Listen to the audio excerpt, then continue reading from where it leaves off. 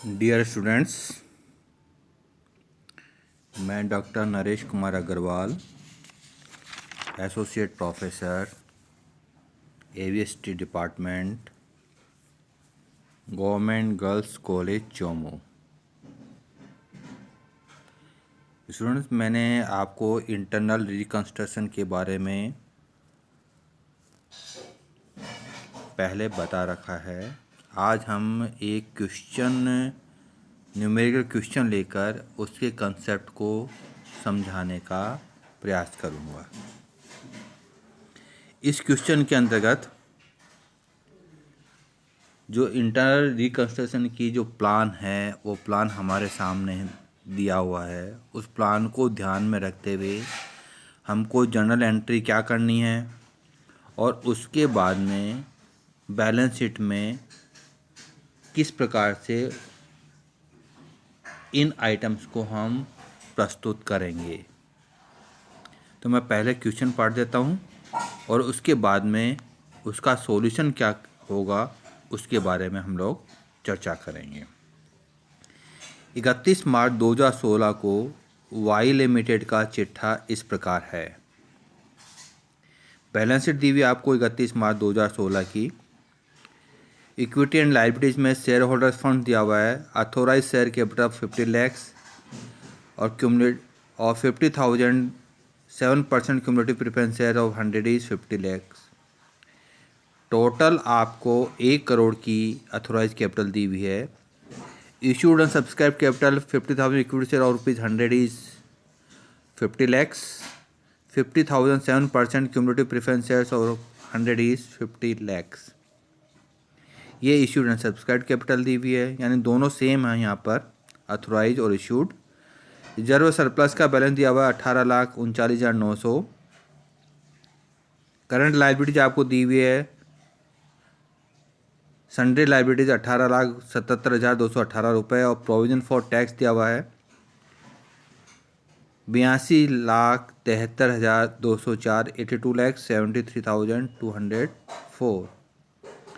Total of balance sheet दी हुई आपको 2,19,90,322।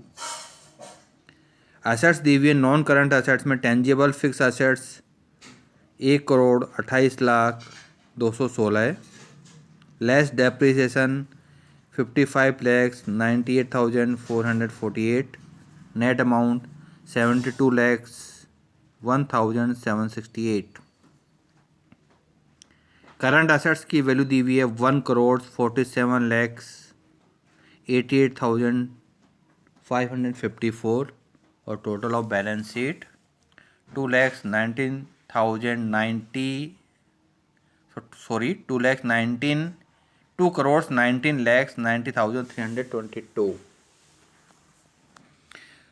आपको जो प्लान दिया हुआ है क्वेश्चन में अंग्रेजी में लिया हुआ, मैं इसको हिंदी कन्वर्ट कर देता हूँ आपके सामने। आपको दिया हुआ है बकाया संचयी पूर्वाधिकार लाभांश 76,37,500 के थे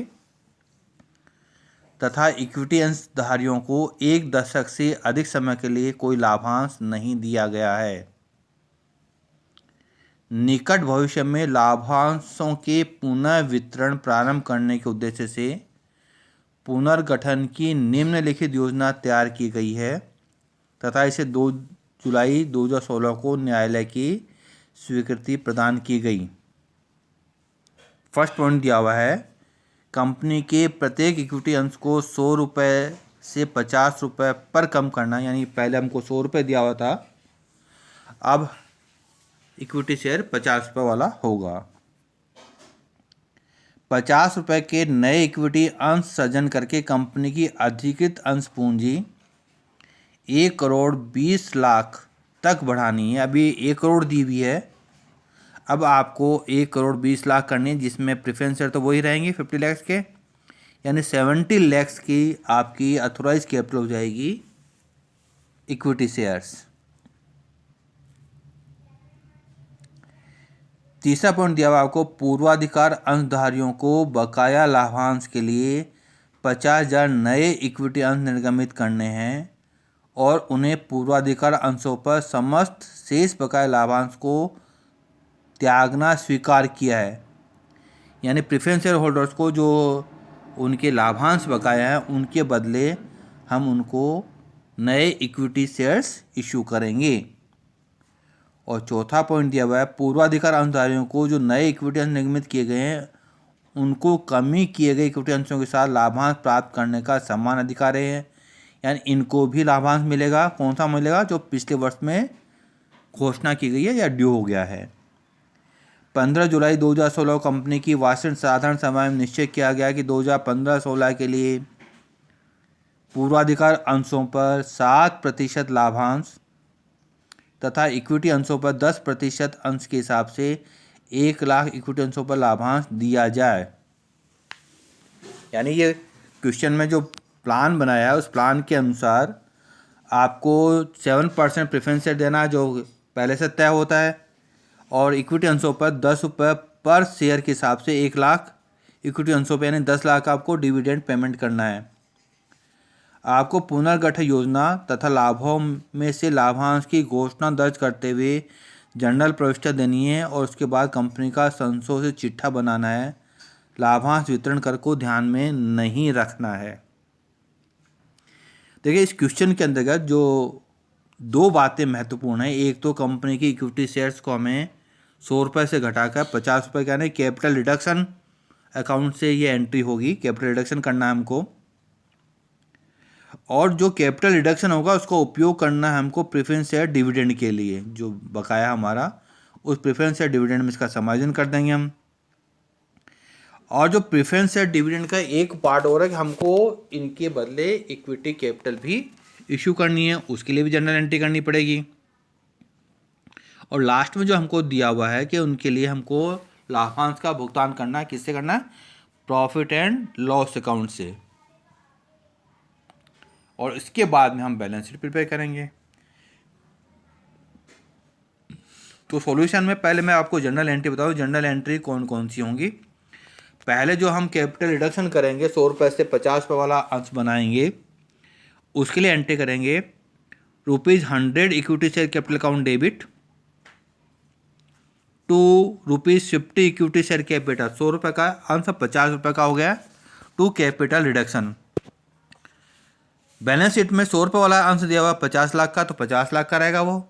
अब जो नया अंश बन गया 50 वाले की कीमत हो गई 25 लाख, यानी कैपिटल रिडक्शन हमारा अब 25 लाख से हो गया। तो कैपिटल रिडक्शन की amount 25 lakh, equity share capital 50 रुपये वाला 25 लाख और 100 रुपये वाला इक्विटी शेयर कैपिटल 50 लाख।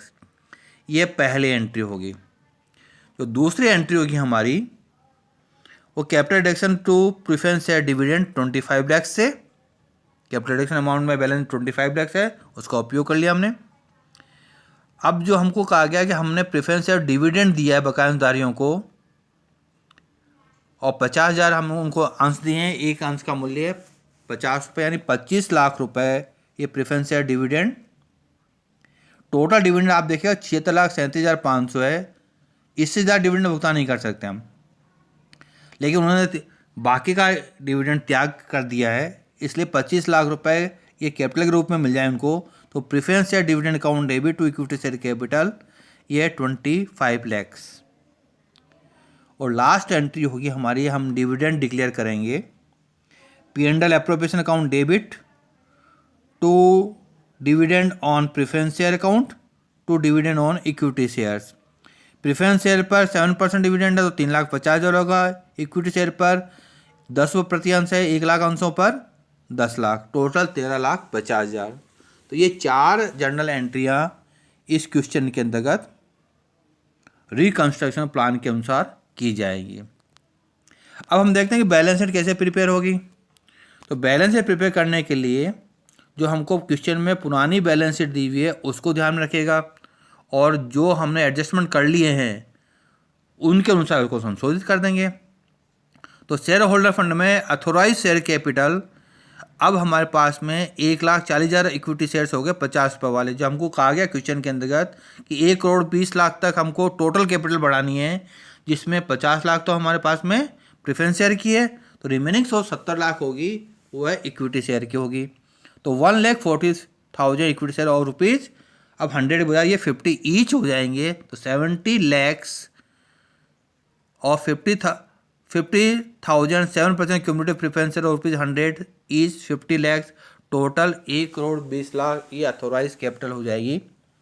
इनमें से हमने इशू कितनी कर दी है, तो इशूड एंड सब्सक्राइब कैपिटल जो 50,000 इक्विटी शेयर और 50 25 लैक्स जो हमने प्रेफरेंस शेयर डिविडेंड को वालों को दिया है, वो 50,000 इक्विटी शेयर ₹50 एच, यहाँ पे लिखेंगे fully paid issued considered other than cash 25 lakhs, और अब हमने 50,000 7% क्यूमुलेटिव प्रेफरेंस शेयर इशू किए हैं 50 लैक्स के। तो ये हमारे पास में जो पुरानी बैलेंस शीट थी उसमें 50,000 दिए हुए थे, तो ये प्रेफरेंस शेयर्स वही रहेंगे। तो इक्विटी शेयर में दो प्रकार के हो गए, एक तो हमने कैश के बदले जो पुरानी बैलेंस शीट में दी हुई थी डिडक्शन किया वो अमाउंट आ गई, और दूसरी हमने अदर देन कैश के बदले इशू किया वो अमाउंट आ गई। अब P&L का बैलेंस देखिए कितना हो जाएगा। पुरानी बैलेंस शीट में P&L का बैलेंस जो दिया हुआ है, आपको दिया हुआ ये बैलेंस हमको P&L का 18,39,900 रुपये। इनमें से हमने 13,50,000 रुपये काम में ले लिए हैं डिविडेंड प्रेफरेंस शेयर के लिए, डिविडेंड इक्विटी शेयर्स के लिए, वो कम कर दीजिएगा। रिमेनिंग अमाउंट बचेगी हमारे पास 4,89,900। ये 4,89,900 ये बैलेंस शीट में बताएंगे हम रिजर्व एंड सरप्लस हेड के अंदर P&L 4,89,900। तो दूसरा पार्ट होगा इसका करंट लाइबिलिटीज़ का, इसमें आपको दिया हुआ है सन्ड्री लाइबिलिटीज। सन्ड्री लाइबिलिटीज के अंतर्गत प्रोविजन फॉर टैक्स, ये पुरानी बैलेंस शीट में जो दिया हुआ है 18,70,218, इसमें भी 18,70,218 ही होंगे। प्रोविजन फॉर टैक्स ये पुरानी बैलेंस शीट में आपको दिया हुआ था 82,73,204, तो 82,73,204 यहाँ पर भी वही अमाउंट रहेगी। इसके अतिरिक्त दो अमाउंट और जुड़ जाएंगे डिविडेंड पेबल की, एक 13,50,000 से, तो 13,50,000 और जोड़ दीजिएगा, 3,50,000 क्यूमुलेटिव डिविडेंड हो जाएगा प्रेफरेंस शेयर पर, और 10 लाख रुपए इक्विटी से डिविडेंड हो जाएगा। टोटल ऑफ बैलेंस हो जाएगा 2,19,90,322 रुपये। अब बैलेंस शीट की असेट साइड भी देख लीजिएगा। जो हमारी पुरानी बैलेंस शीट थी उस पुरानी बैलेंस शीट में फिक्स असेट में कोई चेंज नहीं आया, वही रहेगी आपकी फिक्स असेट 1,28,02,16, इसमें से लेस डेप्रिसिएशन 55,98,448, तो 72,01,768 रुपये ये नॉन करंट असेट में फिक्स असेट की अमाउंट हो जाएगी हमारी। करंट असेट के अंतर्गत जो हमको कोई चेंज नहीं आया हमारे पास, ना तो कोई कैश पैसा आया ना हमने कोई कैश भुगतान किया है, इसलिए कैश का बैलेंस भी कोई चेंज नहीं होगा। कैश का बैलेंस भी वही रहेगा जो पुरानी बैलेंस शीट में शो कर रखा है 1,47,88,554। बैलेंस शीट का टोटल करेंगे एसेट साइड का, तो एसेट साइड टोटल आता है 2,19,90,322। इस प्रकार जो हमारी नई बैलेंस शीट बनेगी आफ्टर रिकंस्ट्रक्शन प्लान को एग्जीक्यूट करने के बाद में, वो इस प्रकार बनेगी। इस प्रकार हमने इस क्वेश्चन के अंतर्गत प्लान के अनुसार जर्नल एंट्रियाँ पूरी कर दी अपनी। प्लान के अनुसार हमने नई बैलेंस शीट कैसे बनेगी वो बता दिया है।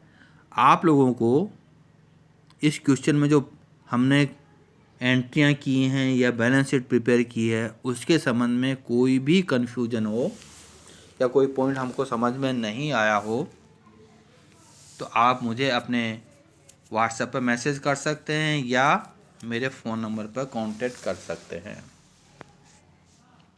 Thank you.